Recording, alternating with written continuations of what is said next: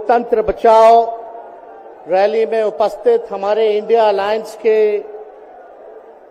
सभी हमारे नेतागण, कार्यकर्तागण, पदाधिकारीगण,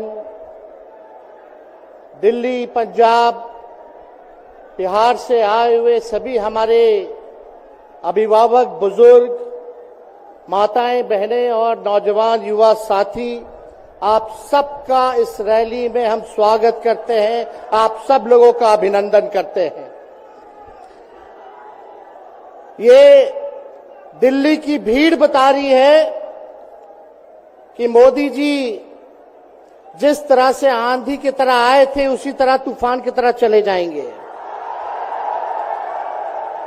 पहला रैली हम लोगों ने पटना में किया, दूसरा बॉम्बे में किया और तीसरा आज जो है दिल्ली में हो रहा है। और मैं बता दूं, देश के कोने कोने में जहां भी हम लोग जा रहे हैं वहां जनता का साथ, आशीर्वाद मिल रहा है। आज हम सब लोग एकजुट हुए हैं देश के लोकतंत्र, देश के संविधान, देश के भाईचारा को बचाने के लिए। जिस हिसाब से देश में बांटने का काम किया जा रहा है, भाई को भाई से लड़ाया जा रहा है, नफरत की राजनीति की जा रही है, उसलिए हम सब नेता आपकी लड़ाई के लिए हम सब लोग आए हैं और आपकी लड़ाई लड़ रहे हैं। और हम लोग सब लोग चाहते हैं कि इस लड़ाई में आपका साथ मिले, आपका आशीर्वाद मिले और आपका प्यार मिले। जो लोग नारा लगाते हैं अब की बार 400 पार,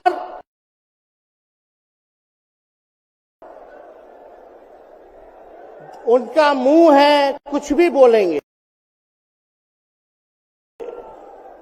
लेकिन एक बात तय है, जनता ही मालिक है, आप मालिक हैं और आपको तय करना है कि देश के शासन में कौन बैठने का काम करेगा। आज यहां दिल्ली की जनता से पूछना चाहते हैं, वो लोग नारा लगा रहे हैं, टारगेट फिक्स कर रहे हैं अब की बार 400 पार। ऐसा लग रहा है कि पहले से ही ईवीएम सेटिंग हो चुका है। ये लोग फिर भी आप लोगों से पूछना चाहते हैं कि आप लोग, ये लोग जो नारा लगा रहे हैं, क्या वो सच होगा या वो सत्ता से बेदखल करिएगा? हाथ उठा के बताइए, इनको सत्ता से बाहर करना है कि नहीं करना? आज हम सब लोग देख रहे हैं कि देश में अघोषित इमरजेंसी लागू हो चुकी है। देश में सत्ता में जो लोग बैठे हैं तानाशाह रवैया अपनाने का काम कर रहे हैं, घमंडी हो गए हैं लोग। और आज हम लोग किसी को गाली देने नहीं आ रहे, लेकिन जो आंख से देख रहे हैं वो बताने आ रहे हैं, जो महसूस कर रहे हैं वो बताने आए हैं। सत्ता में लोग जो बैठे हैं, विपक्ष का धर्म बनता है, कर्तव्य बनता है कि उनसे हम लोग सवाल करें। आज मेरा मानना है कि देश में सबसे बड़ा अगर दुश्मन है तो बेरोजगारी है, महंगाई है, गरीबी है।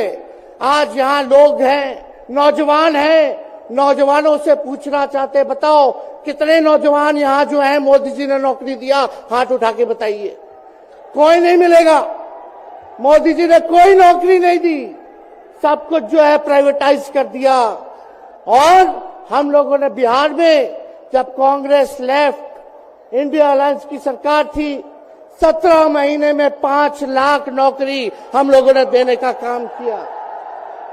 आज किसान तबाह है, युवा परेशान है, लेकिन किसानों से मोदी जी को मिलने का समय नहीं है।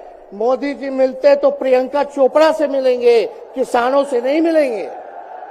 अक्षय कुमार को इंटरव्यू देते थे पिछले चुनाव में, इस बार बिल गेट्स को बुला करके इंटरव्यू देने का काम कर रहे हैं। लेकिन किसानों की समस्या कैसे हल होगी ये नहीं बता रहे। किसानों से उन्होंने पिछले चुनाव में वादा किया था कि उनका आय दुगुना करेंगे। आज किसानों पर मोदी जी ने तलवार चलाने का काम किया है, जो हमारे अन्नदाता हैं। इसलिए आप सब लोग हम लोग जब आवाज उठाते हैं, तब मोदी जी और उनकी जो सेल है पार्टी की, उस पार्टी का सेल में कौन है? ईडी है, सीबीआई है, इनकम टैक्स है। लालू जी को तो कई बार सताया गया, मेरे ऊपर मुकदमा किया गया, मेरी मां पर, मेरी बहनों पर, मेरे जीजाओं पर, मेरे पिता के जितने संबंधी थे सब पर केस मुकदमा किया। अभी बिहार चले जाइए, कई हमारे नेताओं पे छापेमारी चल रही है, कई जगह ईटी का रेड चल रहा है, आईटी का रेड चल रहा है, लेकिन हम लोग घबराने वाले लोग नहीं। आज देश में जिस हिसाब से हेमंत सोरेन जी को और अरविंद केजरीवाल को गिरफ्तार करने का काम इन बीजेपी के लोगों ने किया है, तो उनको हम बता दें कि इनके गीदड़ भपकी से हम लोग डरने वाले नहीं हैं। हम लोग संघर्ष करने वाले लोग हैं, और पिंजरे में तो शेर ही को कैद किया जाता है। सब लोग शेर हैं, आप लोगों ने ताकत दिया है, आपकी लड़ाई हम लोग लड़ रहे हैं। कंस राज आप लोगों ने देखा होगा, जब जब कंस को किसी से तकलीफ होती थी, डर लगता था, तब जेल में लोगों को बंद कर दिया जाता था। लेकिन जेल जाने से यहां कोई डरने वाला नहीं है। कितने लोगों को जेल भेजोगे? लेकिन जब जनता जब जवाब देगी, जब वोट का चोट दीजिएगा, तो मोदी जी हाथ मलने का काम करेंगे, सत्ता से बेदखल हो जाएंगे। इसलिए ये अपनी ताकत को पहचानिएगा। सब लोग चुनाव के समय आप सब लोग पोल कीजिएगा, वोट दीजिएगा, लोगों को भी वोट दिलाने का काम कीजिएगा। बीजेपी के लोग झूठ बोलने वाले लोग हैं। ये लोग यूरिया को भी चीनी बना देते हैं, ये लोग गोबर को भी हलवा दे करके परोस देते हैं, ये लोग आंख फोड़ करके चश्मा दे देंगे और फिर बोलेंगे देखो हमने चश्मा दिया। ये झूठी पार्टी है, इसलिए इन पे विश्वास मत कीजिएगा। मोदी जी कहते हैं कि उनका गारंटी मजबूत गारंटी है, गारंटी की बात करते हैं। हम बोलते हैं मोदी जी की गारंटी वैसी ही गारंटी है जैसे चाइनीज माल होता है, 2-4 बार इस्तेमाल करोगे और वो गारंटी जो है खत्म हो जाता है, टूट जाता है, खराब हो जाता है। तो जब तक चुनाव है तब तक ही मोदी जी की गारंटी है, बाकी कुछ नहीं। 2 करोड़ रोजगार का क्या हुआ, 15-15 लाख रुपए का क्या हुआ, ये जवाब नहीं देने वाले, लेकिन हमेशा जो है प्रोपेगेंडा चलाने का काम करते हैं और लोगों को भटकाने का काम करते हैं। इसलिए आप सब लोगों को सावधान रहना पड़ेगा। इनके झूठ पे आप लोग विश्वास मत कीजिएगा। और हम सब लोगों ने आज तस्वीर देखा, आज तस्वीर क्या देखा कि आज महामहिम राष्ट्रपति जी आडवाणी जी को भारत रत्न देकर के सम्मानित कर रही थी। मोदी जी आडवाणी जी के बगल में बैठे हुए हैं, राष्ट्रपति खड़ा होकर के सम्मानित कर रहे हैं, लेकिन मोदी जी खड़ा भी नहीं हुए राष्ट्रपति के सम्मान में, खड़ा भी नहीं हुए।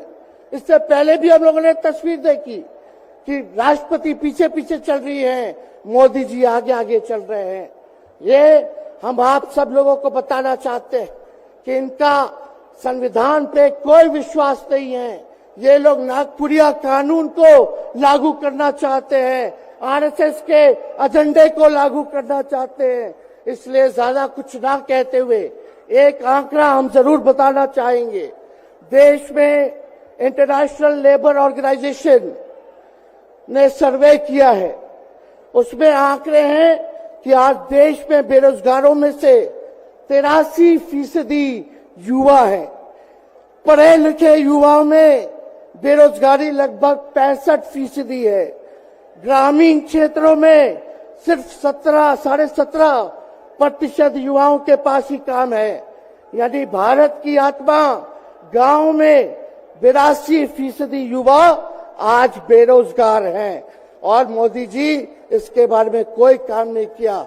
आप एक बार विश्वास कीजिएगा, अगर इंडिया सरकार की अलायंस की सरकार बनती है तो नौजवानों को हम लोग नौकरी देने का काम करेंगे, बेरोजगारी को दूर करेंगे। और जाते जाते बहुत सारे नेताओं को बोलना है, लेकिन एक अंत हम करेंगे एक गाने के साथ।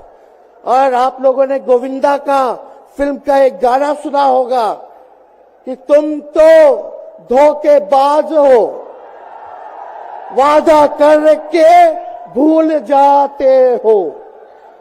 रोज रोज मोदी जी तुम ऐसा करोगे, रोज रोज मोदी जी तुम ऐसा करोगे, जनता जो रूठ गई तो हाथ मलोगे। अरे तुम तो धोखेबाज हो, वादा करके भाग जाते हो। तो आप सब लोगों को बहुत बहुत धन्यवाद।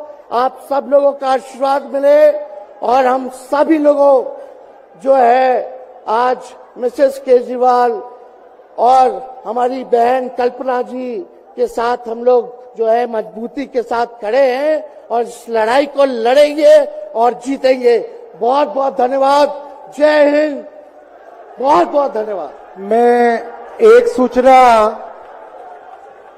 हमारे पुलिस के जो साथी हैं यहाँ पे और जो पुलिस के सीनियर ऑफिसर्स हैं, मैं उनको ये निवेदन करना चाहता हूं। देखिए, ये शांतिपूर्व